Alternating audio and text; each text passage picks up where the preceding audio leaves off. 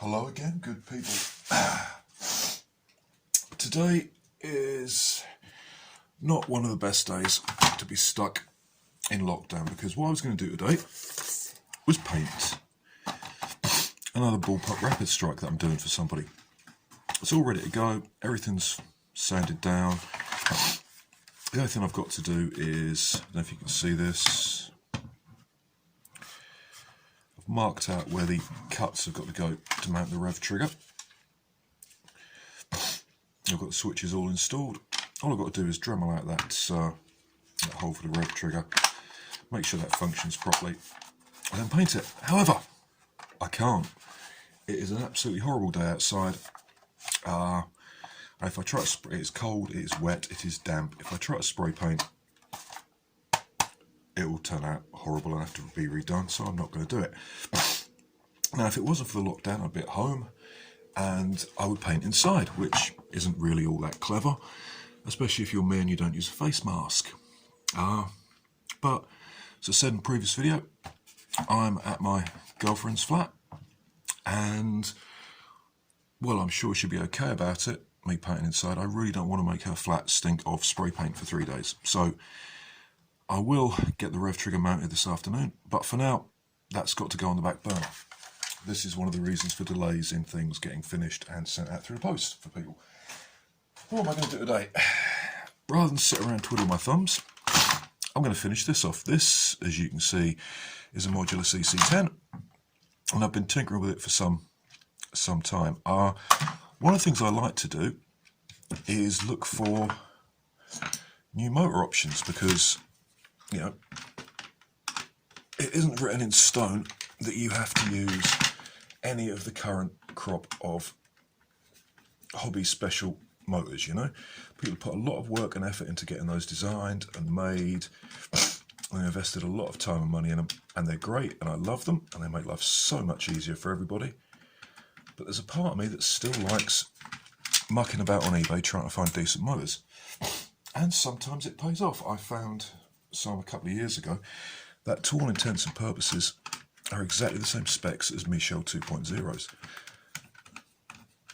Unfortunately, I didn't know that at the time, so I only bought 4, and I've used them all, and there aren't any more in stock from that particular seller.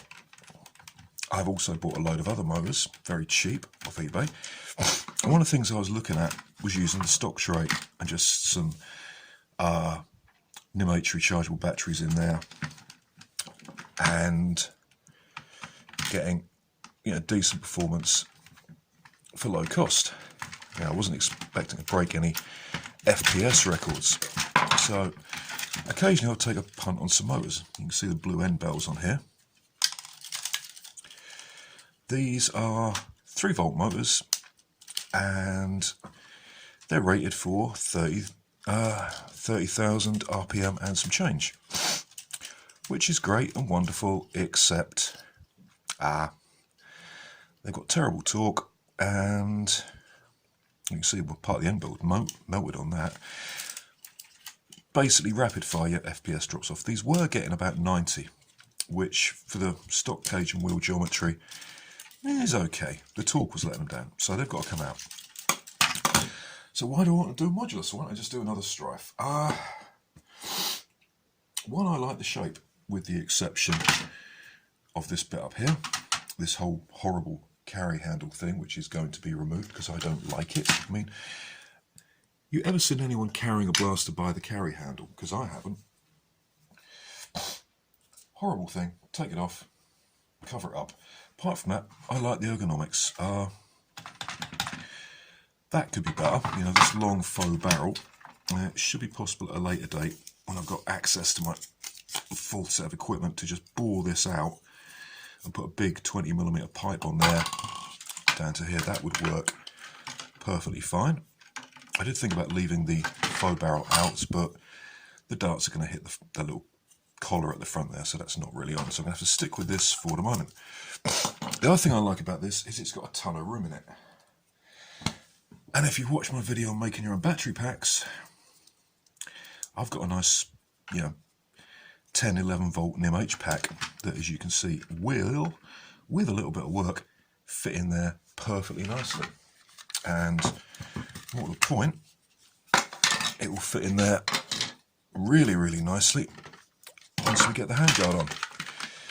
That fits in there. That is going to sit in there quite happily, up that way, and plug in about there. I'm going to have to take all these out. Now, conversely, it will also power a LiPo, fit a decent sized LiPo. So what I'm going to do is rewire all this. I'm going to put some stock rapid strike motors in, because I've got literally dozens of these things lying around from builds.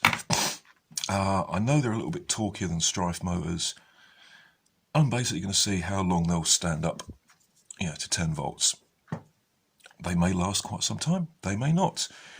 I'm also going to put some well foamed up UK Nerf or Bulldog flywheels on there, see if I can get a little bit more FPS out of it.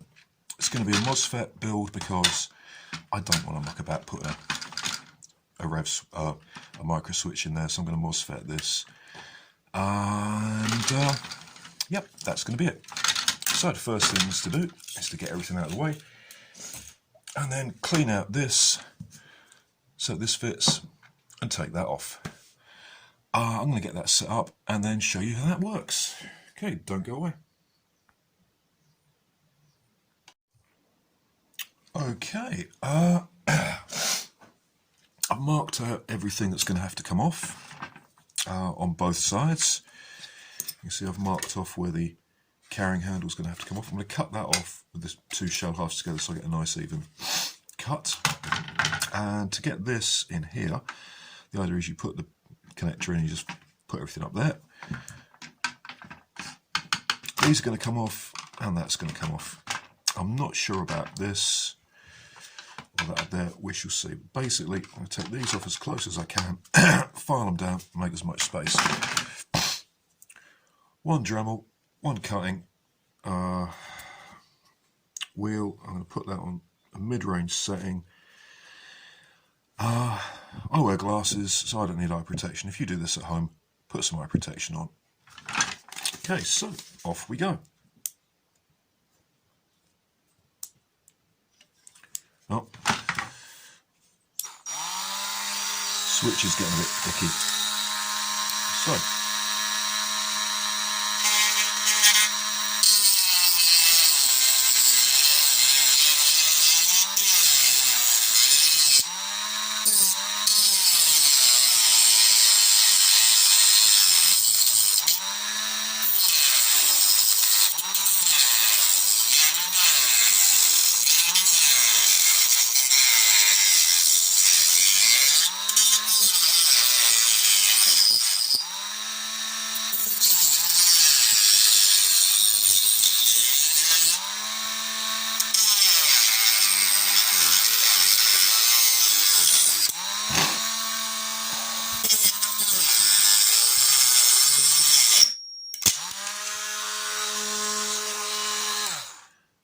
and I stuck that in far too far, and I've snapped a cutting wheel.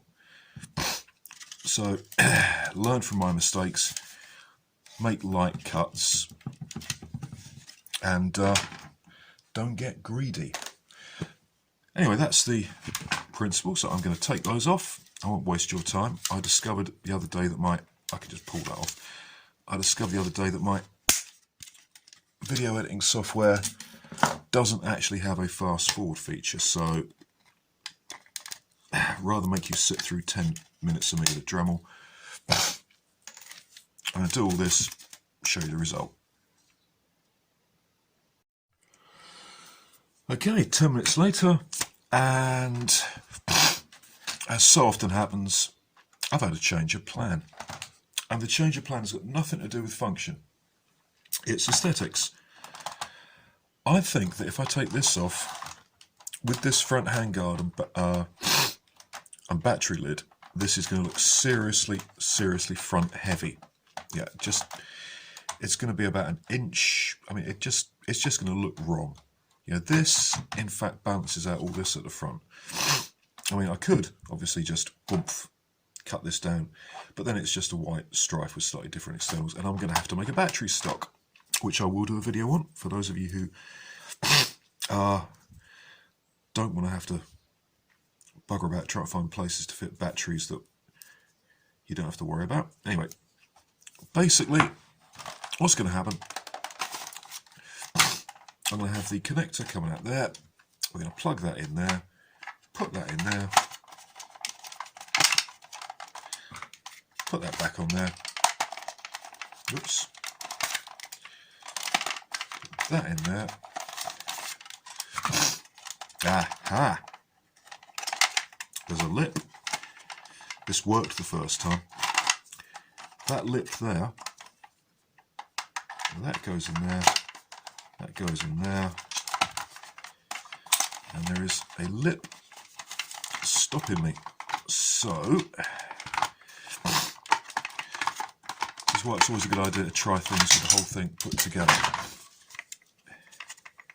Actually, that is about as far as that's going to go. I don't want to take that off, do I? Ah! Battery's the wrong way up. Not clever. Let's try again.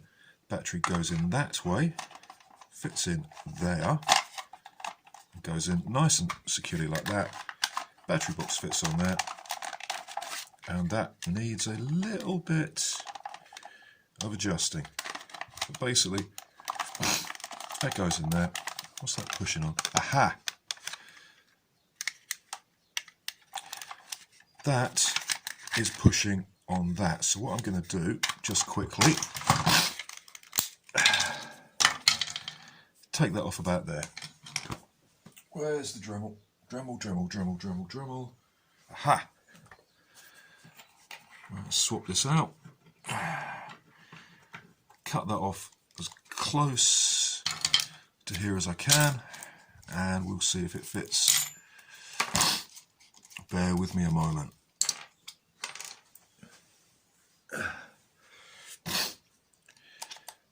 This is one of the interesting bits.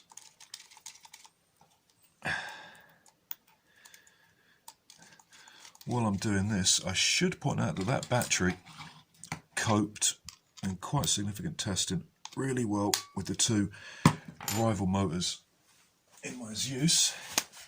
Excuse me, I've got a slight cold. And I found through doing some research on Reddit that someone had asked a question about the current draws of rival motors a few years ago. And the general consensus, I think, was a guy whose handle was SSGT. I've read quite a lot of his stuff over the years. That they were 21 amps at 3S. Now, given that they're fully charged, this is equivalent to a 3S. That's coping with 41 amps at stall, and it ain't even getting warm, which is brilliant. That means that at some point in the future, I can take my little flywheel cage with my horribly overvolted rapid strike motors and put some 3S motors in. Probably low current ones, you know. I can remember whether it's Kragens or Valkyries that have got the low current. I could also put Rhinos in, but that's an option. So I'm going to make that cage detachable. Let's take this off.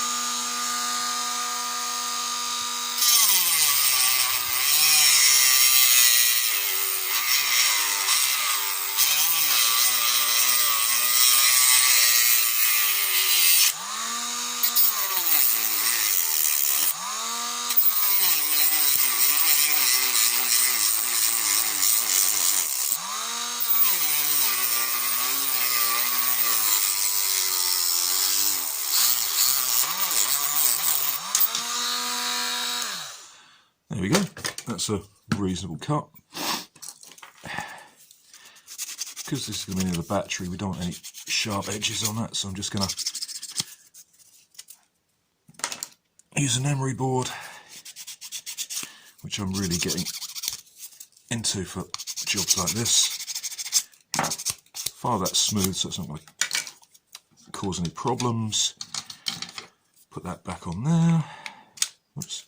Put that back on there.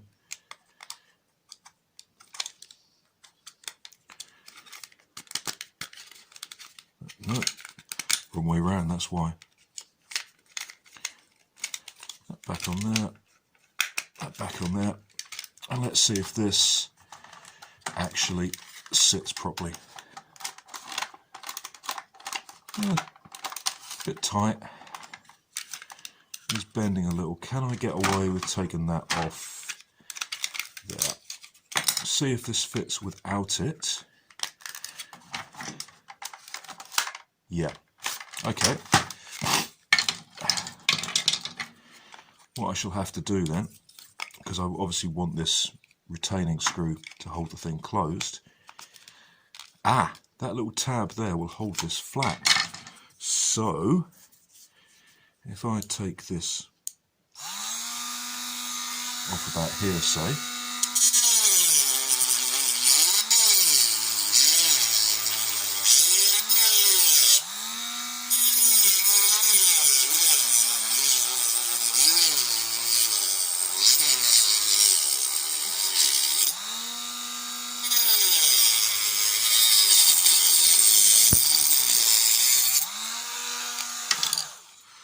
there we go.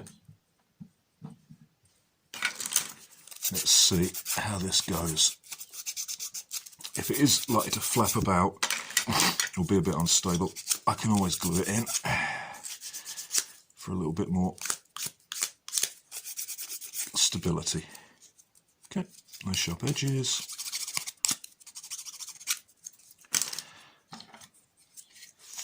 Third time's the charm. Oh, that's not really going anywhere at all, is it? Okay. So we've got a battery in there. Haha! Success. Brilliant. So I'm keeping the carry handle on because if I take it off, the back is going to be so much lower than the top. Battery's good. I can run 3S motors off that, much to my surprise. And I'm going to keep this, so all I've got to do now is wire it. Now, this is going to be a MOSFET build, and I've done a video on those, so I'm not going to go into a huge amount of detail on those. But basically, it's a chemical switch. You put some current through it, you put some voltage through it, sorry, which is supplied from our cruddy little stock switch and stock wiring. The positive comes off the positive feed from the battery, goes to the MOSFET, which switches it on, and that opens the channel for the negative feed. So your basic switch is going on your negative side of the circuit. Doesn't make any bit of difference. In fact, given that electrons are negatively charged and flow from the negative terminal of the battery to the positive terminal of the battery, it kind of makes more sense logically. Anyway, I shall get this wired up. I've shown you how to install motors and flywheels before, so I'm going to get this done and we'll test it, which should be fun. And hopefully the rapid strike motors won't burn out straight away. I'll get that done and we'll have a look at it. Okay, that's the first stage of the wiring done. See, this is going to be detachable. If anyone's interested, I'm actually going to be selling Strife upgrade kits in the form of fully wired up looms. And what you'll get for that is a Strife cage with the motors of your choice and the flywheels of your choice, wired up like this, and the rest of the loom will be on a female connector, and that will go to the micro switch and the battery connector. All you have to do, and there will come with an instruction sheet, all you have to do then is carve out the battery tray and put everything else in. One interesting thing about this cage, these bulldogs don't fit, not unless you do some serious hackery to it. I mean, to get this side to fit, and this shows you how bad Hasbro's tolerances are, this side fits quite nicely. I had to trim a little bit off here, quite a bit off there actually, and a bit off there and a bit off there for it to fit. It does. This side I took a lot more off here, and I actually had to take off the whole of that screw post. So there's quite a bit here. But they work, they shoot, it's all good. So,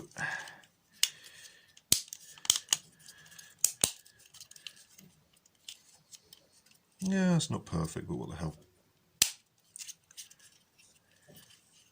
Hello. As you can see, they need to be a little bit lower. Normally what I do with a strife or a rapid strike cage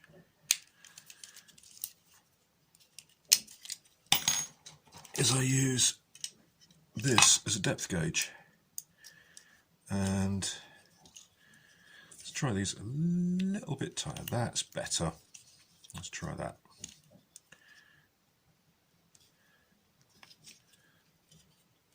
What's gone wrong here? Something has gone no. Those lined up, do you think? Let's have a look. Let's have a look. Let's have a look. This cage is causing me quite a bit of faffery.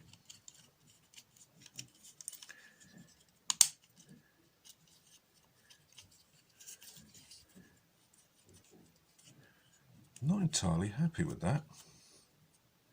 I think I've got to do some more cutting on this side, to be honest. Well, that side's spinning fine. This side is rubbing again. That's interesting. Where is that rubbing? I shall find out. So this is rubbing where? Up here somewhere. Simple solution, take that screw port off. After all, it's not going to get used. So let's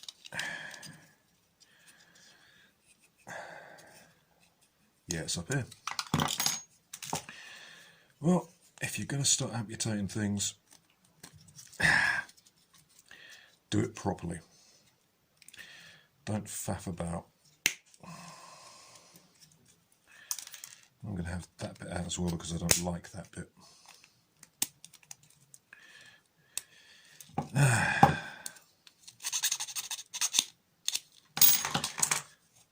Carve these horrible bits out. Now, presumably, there are better 3D printable cages than this on Thingiverse or other such sites. I may have to look into those and see if I can get my friend with a 3D printer to print me some up when the time comes to upgrade the motors, because I don't like this cage. Let's have a look.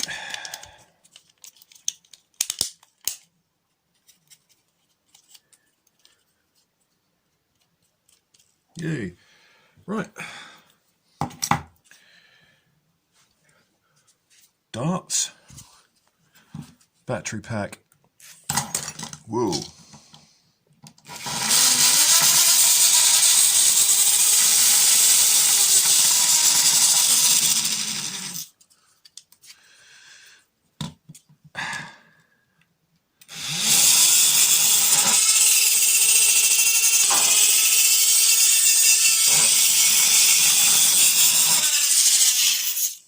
I think we can safely say that works, don't you? Okay, that was probably, from the way that was feeling, ooh, should we say 90? Right, get those heat shrink, do the rest of the loom, and show you that. Okay, well, they say the best laid plans of mice and men go astray, and in this case, my plan has gone astray. I can't actually find the parts that actually serve to depress the stock rev switch when you pull the rev trigger. This is a lesson. Do not leave bits lying around randomly. I mean, if I was at home, this wouldn't be a problem because it hasn't got thrown away. It is somewhere, but I'm not at home. So I've had to fall back to plan B, which is a straight 10 amp DC2 rev switch or equivalent. If I was a suspicious person, I would be worried in case Hasbro deliberately designed these skeletonized stocks to make it almost impossible to mod these things, because that's a sub-mini micro switch. The thought of trying to get a 21 amp switch in there is enough to give me the heebie-jeebies. As you can see, I've actually had to cut off the normally open, the normally closed tab on that. As that was the only switch I had available, I thought, well, that rather defeats the whole point of having a MOSFET setup, so I'm going to do it the old way. And as I'm feeling generous, I'm going to show you the way I do this. So, it makes no difference at all which feed you put the break in. So because I got 30 meters of red and 30 meters of black 18 AW wire, and obviously I've been doing it on the red for a lot of builds, so I've got lots more black left. So I'm going to do this on the black. So I've trimmed the end off, take that out of the way, try not to lose it. This is going to go to the common tab, which is there. Or is it? Yeah, this is the one that's going to go to the flywheels. So no, this goes to the flywheels. Yeah, that goes to the normally open, because that way to the common. Oh, should it? Hang on. I've got so hat up on doing a MOSFET build, I forgot which way around this goes. Let's see. When it's open, the common feeds to the normally closed switch, so there's current going from there to there.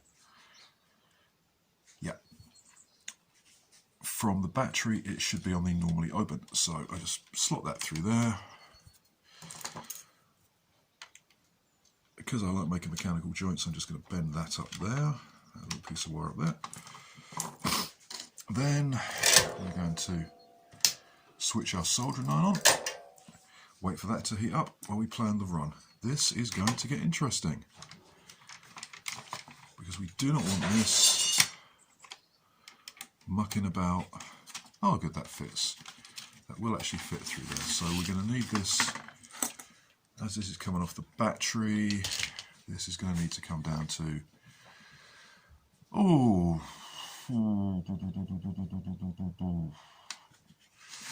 where should we say?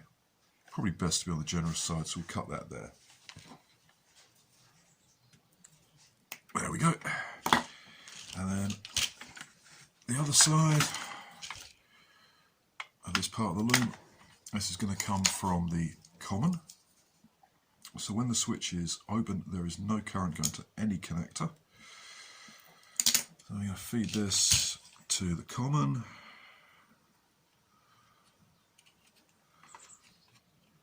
I'm going to have to do some more cutting to fit this in. That's going to go through there. It is going to go through there if it kills it. That's going to go through there, down through there, and then eek, things caught up. Take that out. That's going to go down through there. You'll notice I've cut a little channel down here for the wire to run through. So that will go there, up into there. This is going to come up here to where the, because I want lots of space up here for our connector, I'm going to want this about that long. I'd rather waste, you know, a couple of foot over a few months than have to stretch things about. So I have found that wire strippers actually stretch the insulation, which can be an unpleasant thing. So that will go there. Now we're going to need the positive, and the positive is going to be really simple. That's just going to come off the battery. There we go. So that will be there. Battery connector will be there. Plenty of slack in it. Round up here to the Dean's connector. Make sure this is the same length, just to be neat really. So come around there, and that needs a bit longer. That can go there, and there, and there, and there, and there. And we'll call that a little bit longer just in case I've got it wrong. And get rid of that. Okay. Both the ends of this. this should only take a couple of minutes now. Okay, so is the soldering iron hot enough? Let's have a look. Solder. You know the iron's hot enough when the solder melts. Another couple of minutes. So I'm going to need my female Dean's connector. I'm going to need some heat shrink for that. Big bag of heat shrink I got off eBay for like £4. This is going to last until the cows come home, really. So that will go over the that will go over the Dean's connector, and we'll put that on there. The battery connector.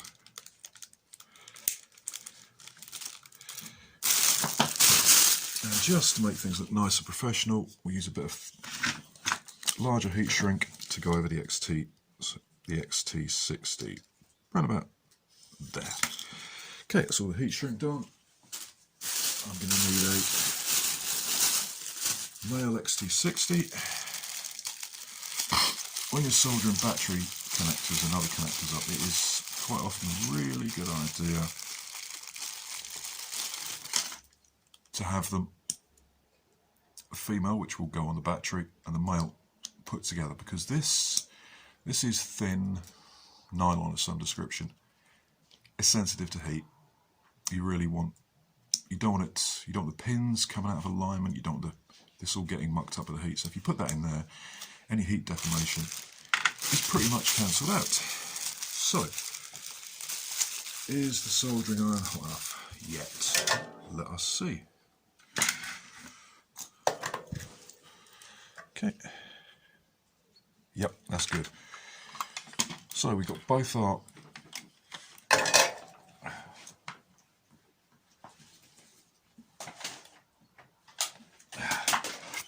sorry, just had to unplug the hot glue gun I used to fix this in. So we've got both our I'll move the camera down for this.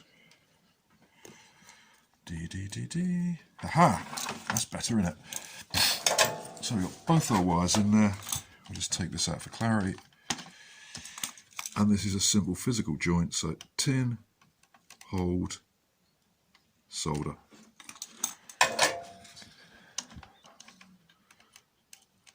Through there.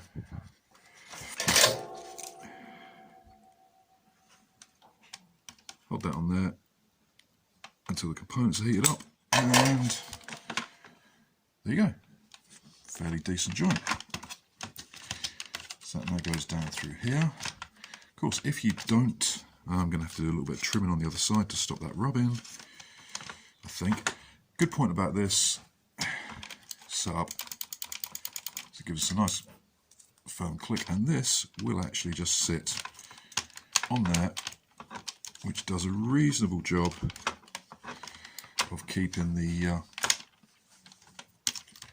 rev trigger in the right place. I'm just going to try this to see if I'm going to have to cut the shell, or whether that's going to fit. Now that's rubbing. Look, you can see that.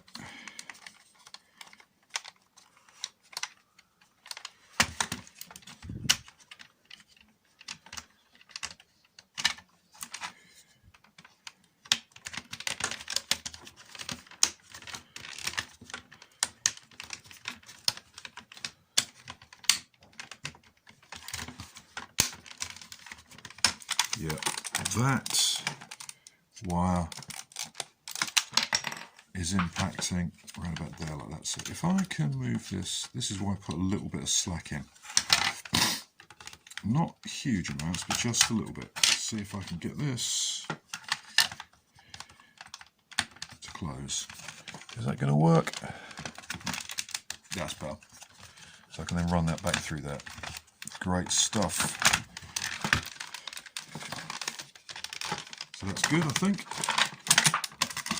Let's put the rev trigger back in there and see if all this works. I'll put this on here because I like using these because they do help keep everything in place.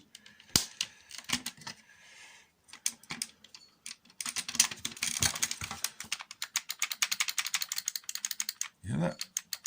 Nice clicky rail trigger. Okay, that's good. So I'm going to put that on there. And I think the hot glue gun's still hot enough to get just a little dab on here. Just a little dab. We're not talking going crazy. Oh, a bit more.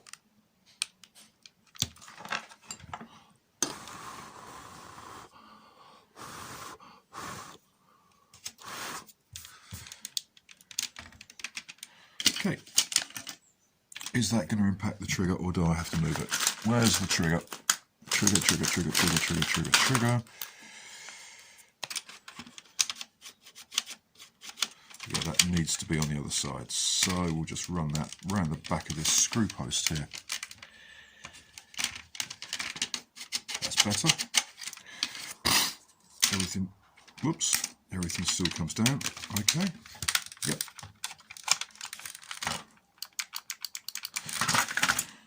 Okay, that's good. That's ready for the next bit. So now I'm going to do the female XTC. For some reason I always put the males on the flywheel cage. I don't know why. It makes damn all difference. But once you've decided which way you're going to do it, you really need to keep it that way, just so you know for future reference. Oh, and there's an incidental aside. I don't know if you can see that, but there ain't a whole lot of clearance up here. So if you want to do an ECS 10 with bigger external diameter flywheels and say bulldogs or the equivalent, you're going to have trouble fitting it in. Okay.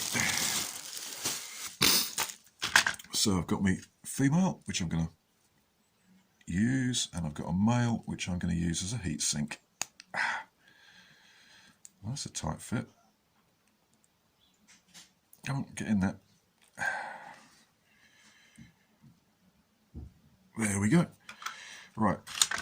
Dean's connectors, the convention is the thick edge holds the positive. Now, these are incredibly smooth, so one thing I've started doing when I'm using these is to abrade them a little bit. So the gold plated, you don't take too much off, but you want to put just enough on so that you can get a decent connection with your solder. Okay. If anybody watching this wants to send me a set of helping hands, I'd be ever so grateful. And you get a mention. So we got our heat shrink.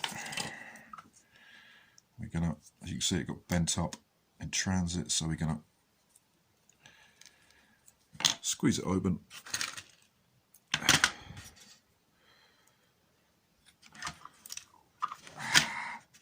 Butterfingers. No, that needs to be opened up a fair bit more. Come on.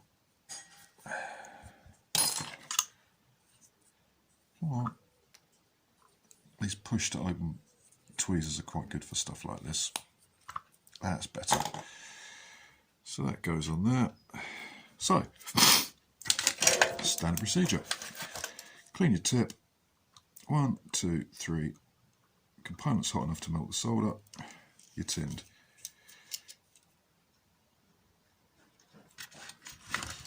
Same with the wire.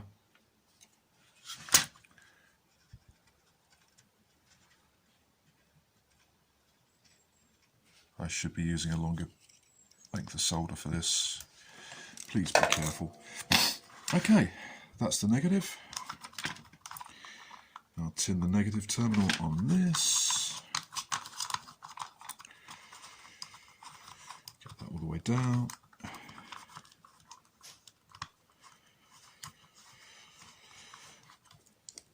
I sanded the other side, didn't I?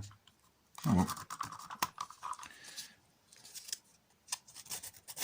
Makes no never mind, I'll sand that side as well. Okay, there we go for there. Yeah, tin the negative terminal.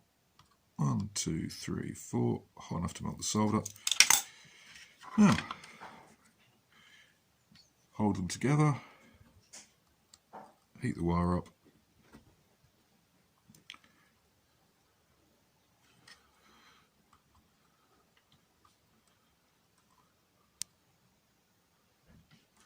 And that's on. Now I'm going to heat shrink this immediately because sometimes these can be a bit awkward. There we go.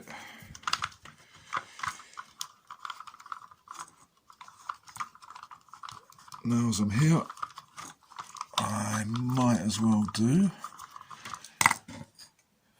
positive wire. So just put that in there.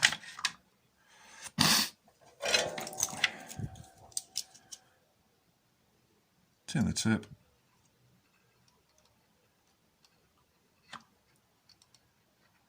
Tin the wire. Don't overdo this. And then we repeat. So hold those together. There you go. Job's a good one. Heat shrink that.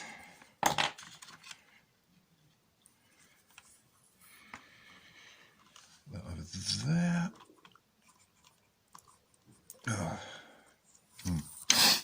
Got turned over there. That's better.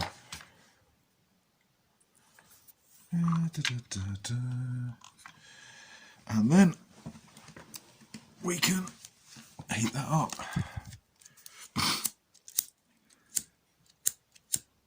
Oh, for the love of God.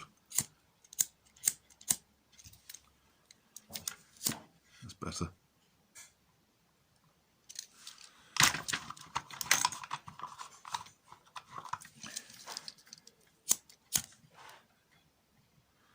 Careful you don't burn your hands. Okay, so this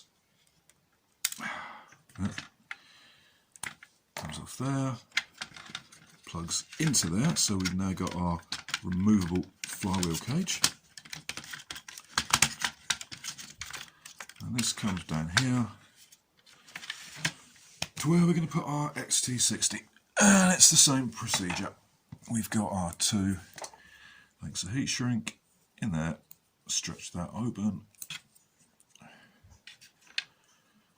make sure that's capable of fitting over the end of what it needs to fit over. That in there.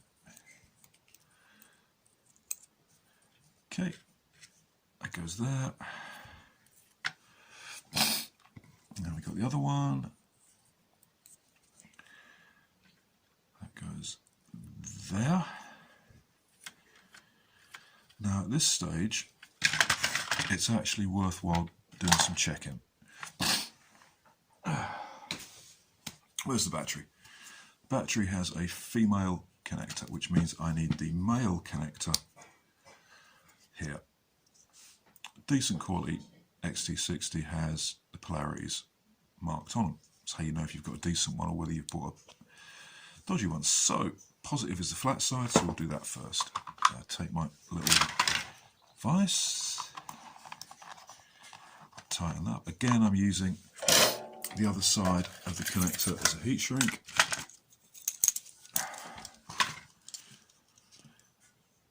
Tin. That in there. One. You don't want to put too much on there, otherwise they get quite difficult to do. Too much solder in your battery connector,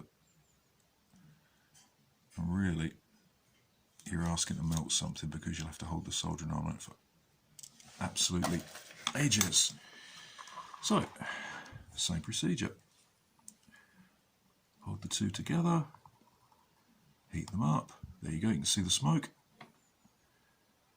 Ta-da! Connection. Oh, I've got a low battery warning. You have to be careful here. So we shall connect that. It's always a good practice when doing this to get into the habit of heat shrinking your battery connectors as you're going. Because that way, if you're ever changing the battery connector on a battery, you won't inadvertently leave two wires floating about that shouldn't be left uninsulated next to each other, like the positive and negative on a LiPo. Again, we hold that there, that where you can see it, tin the tip, there you go. Now we'll tin the end of the wire.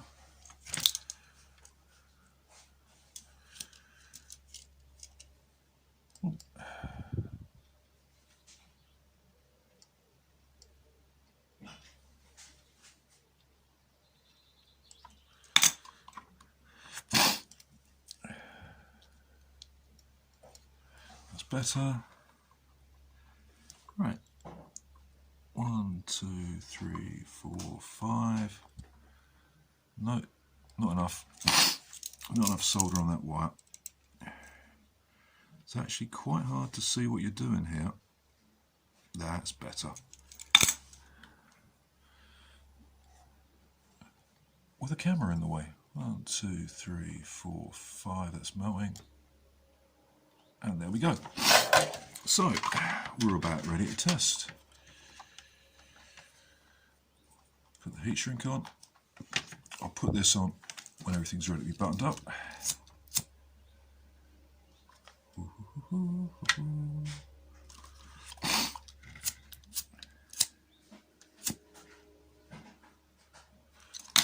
Good, good, good, good, good.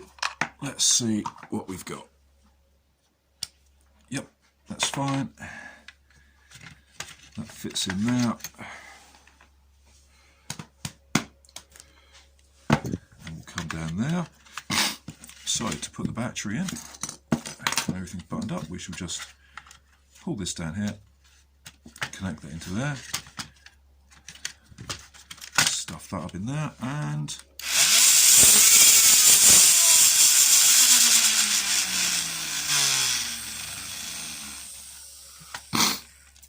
well, the good news is the motors didn't blow up. Excellent. What I shall do now, get all this buttoned up, ready to go, and then we'll run it through the chrono barrel because I didn't bring my chronograph with me. Right, I'll get this finished up, recharge the camera, and we shall see what we finally get out of it. Given that stock motors running on a 2 air Sora 7.2 MHP get about 90 after rewire.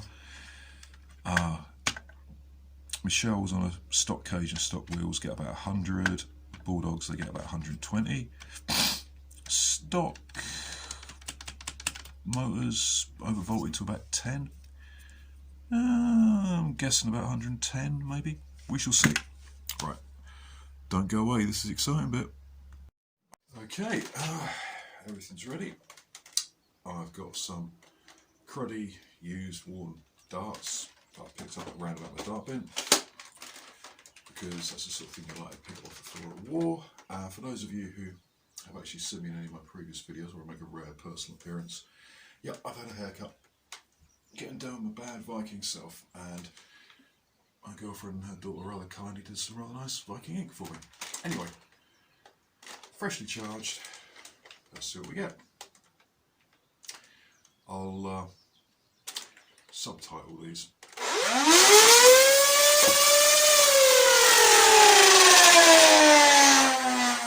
114.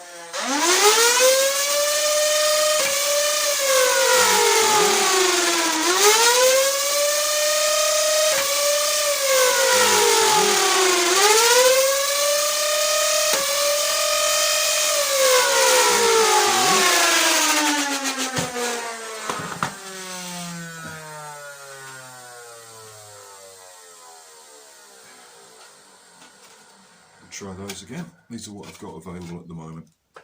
Might get a bit more, a bit less, depending on the dart type you put in as per usual. So, 112, 113, 180, something like that. We're getting average of about 115 so far.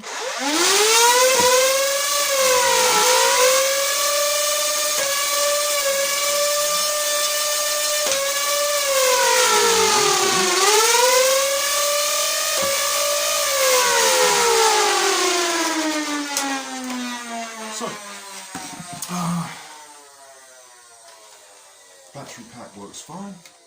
I don't have to bother with a battery stock. Yes, I could go LiPo. No, I don't want to. Second-hand Bulldogs, which are probably a little loose on the wheels.